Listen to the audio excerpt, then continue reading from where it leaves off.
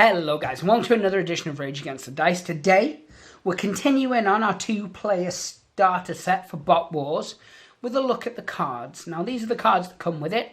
Full disclosure, they are slightly bigger than your standard deck protector. However, the ones you print off the website are the same size as a normal Magic the Gathering card, so they will fit into any existing deck protectors that you have. These ones you can laminate or you can buy slightly bigger deck protectors, although they're a decent quality cards, so you probably wouldn't even need to do either of those. But anyway, as I said, we're continuing on and we're having a look at the stat cards, and this is going to prepare us for when we're looking at the rules, because you'll know what each of the stats means, because we'll have looked at the card. See, I do kind of think these things through. So we've got two cards in front of us. One is General Duke, he's a Valiant. And then we have Stingray, and he's an Atlantean. So we've got one from each, and as you can see, the cards are laid out exactly the same. It's the colours that are different, and of course the image of the model itself. And that's, so each faction has its specific colours, but other than that, they're set up the same, so that if you want to play as a different faction altogether, such as the Deceivers, you pick up and you know the cards because they're the same. Anyway, I'll stop waffling now, so we'll work along, and we'll start up in the corner here. So as you can see, each card has the faction-specific symbol. It used to, on the older cards, it used to have the name. I actually think it looks a lot cleaner with the symbols. So yeah, and if you need to know what the symbols are, they're in the rule book anyway. But Valiants have got the mask, or the robotic head, and the Atlanteans have got the crown, because, kings of the sea and whatnot. Next across to it is the name, and this is General Duke on this card and Stingray on the other, as you can see there. They are quite shiny cards, which is good, because it means they're good quality, but it doesn't mean that the light's catching them for this video, unfortunately. And it is white on white, which I'm pretty confident now I've said it, I'm going to get demonetized purely for that. But it's okay, we're not about making money, we're about teaching you guys what this card means. And then across in the corner, you've got 25 and 10. Now, that's the points value that it costs to hire that particular model into your force. So for General Duke, because he's a really, really strong character, really, really good stats, that's going to cost you 25 points of your 80, which is a standard game. I mean, you can play smaller. The starter set comes in at 60, I believe it is. So you can play that quite fine, and we've had a couple of games at 60 and a couple of games at 80, and it works well scaled. So I am looking forward to playing some bigger 200-point games with loads and loads of bots on the field. It's going to get crazy confusing. That's my type of thing. Well, that's how it is. It would be 25 to hire Duke and 10 to hire Stingray. So that's the basic top bar of the cards. Next, we're going to look at the stat boxes. Now, the main ones to look at here are your SR, which is your strategy rating. Now, strategy rating is used for a number of different things, the main one being the order in which your model will activate. The lower the number, the quicker it activates. Usually that's on the lesser bots. Big bot like Duke, he activates usually quite last or near the end, but yeah, when he hits, he hits. So your strategy rating is used for that. It is used for a few other little bits that we'll cover when we're actually doing the how to play.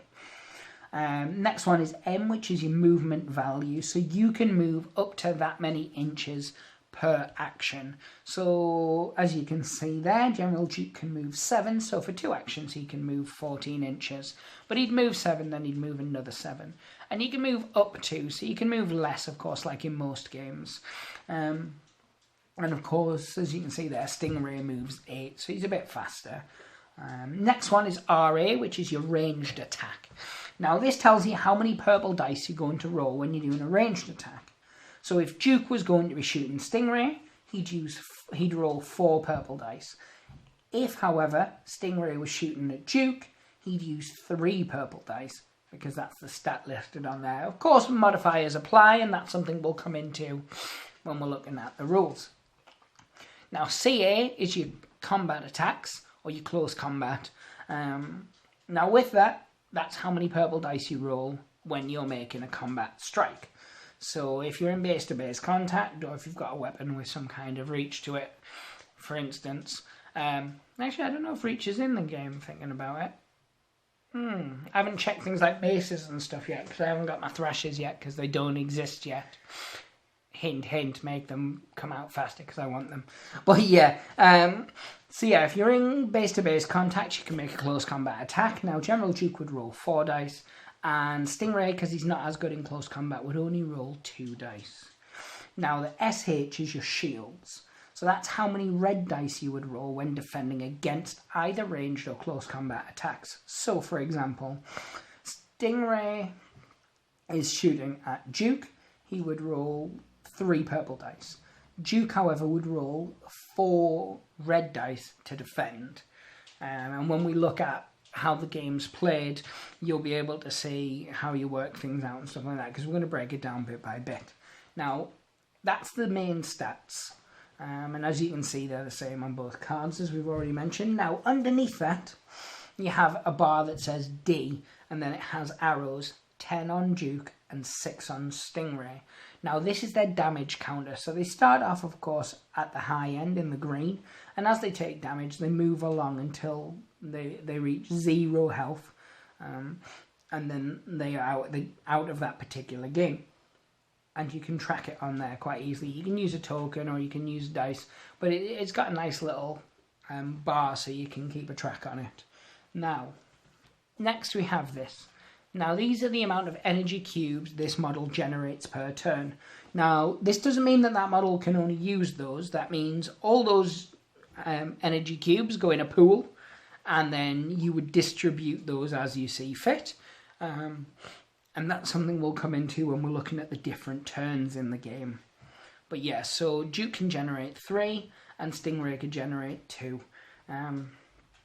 Now, as you go along, you'll see there is skills.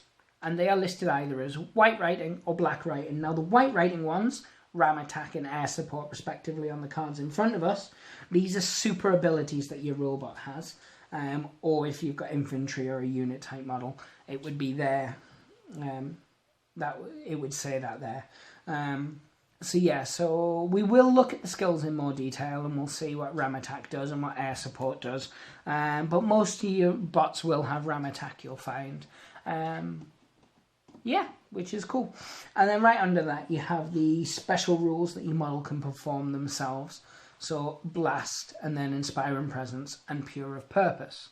So this is the makeup of the card, and as you can see on the back, it's just a larger version of the same symbol with that really cool background, which just invokes loads of 80s nostalgia, as this game does in general. So yeah, you've got your faction symbol, you've got your name, you've got the points it costs, you've got the stats you use within game, you've got your damage counter, you've got how much energy you generate per turn, you've got your special abilities, and then you've got any other special rules listed down there. So that's basically the makeup of the card. If you look at the cards on the website, most of them will look exactly the same as this. If there's some of the older cards, they might have a slightly different look, but they'll still have this. They'll still have all the same information on. It's just that instead of a faction symbol, it'll probably say the faction on, and the layout itself isn't as good. If you give me 2 seconds, I will find from the rulebook one of the old stat cards so you can have a look at it. So here we have one of the older cards. It still actually had the faction symbol on. Then it told you what that faction was. It had the points of value, it had the name of the model, and it had their special ability there. Then it's got your cubes, and you actually had a little square where you could put your energon in place of what we have now, which is the picture, which is far handier, because you can still put the cubes on top of your picture. But now, for those getting into the game for the first time, they can recognise the models more easily. And then you have the same stats across the bottom there, SR, M, RA, CA, SH, and D for damage. So instead of having that damage bar, you just had a little damage number there. And then at the bottom, right at the very bottom there, you have your special rules again. So as you can see, whether it's the older style card or the new style card, they work exactly the same. As I was mentioning, if you buy the starter set, the cards are slightly bigger, which is good, but it does mean they don't fit into a standard deck protector. Anyway, guys, I'm going to leave it there. The next thing we're going to look at is the how to play section, and we'll run you through everything from how a turn's made up to how to shoot and how to close combat. We'll do that all as one video instead of splitting it up. But anyway, guys, if this is the first time that you've checked out this channel or this game, please give us a like and a subscribe. Then head on over to the links below to check out the game in greater detail. We're going to start doing battle reports and things like that, so that'll be good for you all. But anyway, guys, break the dice, cards. Hope they smile upon you. Take care. Bye.